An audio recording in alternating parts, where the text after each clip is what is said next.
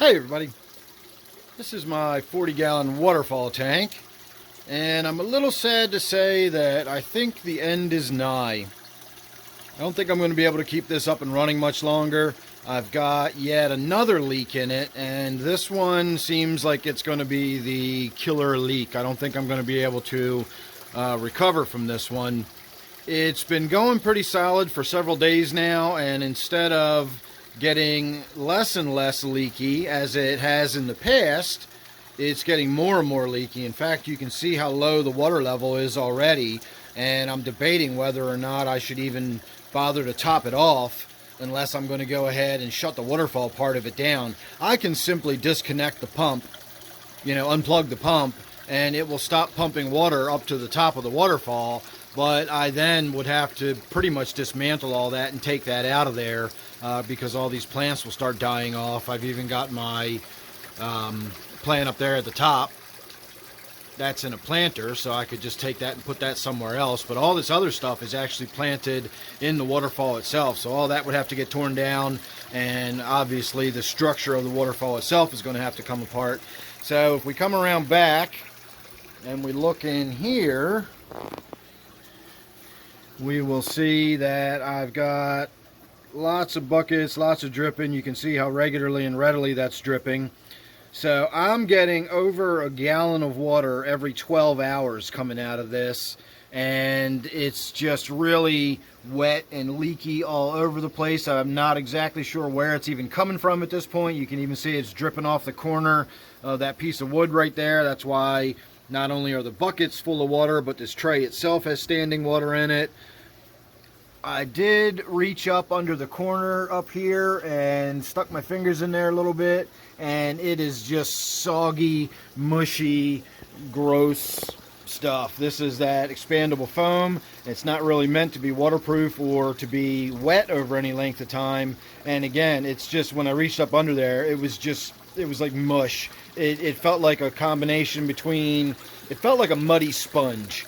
Put it that way. It definitely felt spongy, but it definitely felt like it was just sort of sloppy, wet, and muddiness too. So it can't go on. I can't, expect this leak to patch itself up. When I built this thing, it was just an idea I had. It was almost experiment to see if I could get it to work. I never really intended it to last very long. I built it one summer. I started tinkering around with some ideas I had. I didn't look at any instructions or anything. I didn't follow anybody else's example. I just kind of put together this idea I had, patched it up as I went along. I kind of built it as I went, and I had problem after problem, and I patched those problems, and I had more problems, and I fixed those problems, and I eventually got it up and running.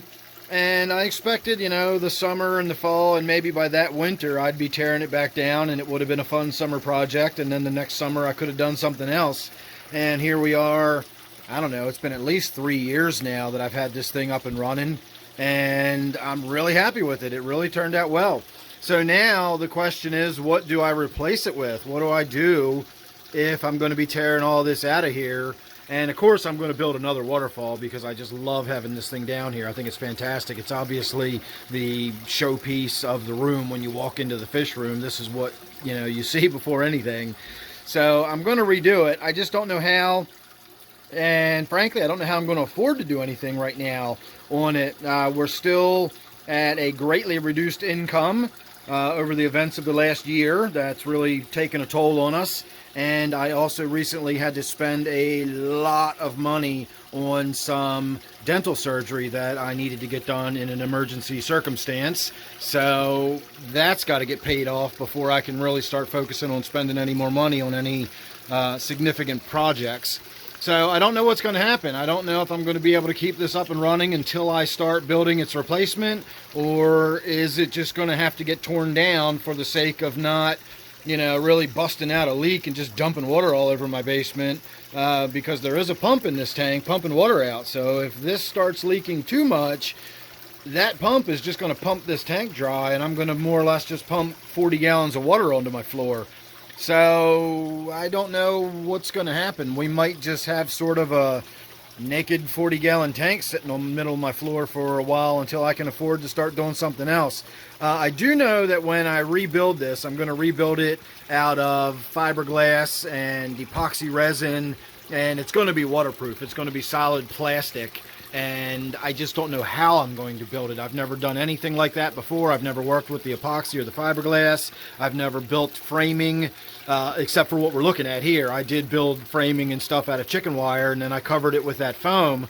So I don't know. I think that's probably what I'm going to do. I'm going to do something similar to this. In fact, what I could possibly even do is keep this intact, let it dry out, and then instead of building a new frame and then coating that frame in the epoxy and the fiberglass, I can simply coat this in the epoxy and the fiberglass, let it harden, let it cure, and then I'll have this up and running. So maybe I'll try that, and that'll be my experimental run. The only problem with it being an experimental run is if it works and it functions, then that'll be that. It won't be the experiment, it'll be the finished product. I'll never get around to doing something different. It'll just be this, but made out of fiberglass.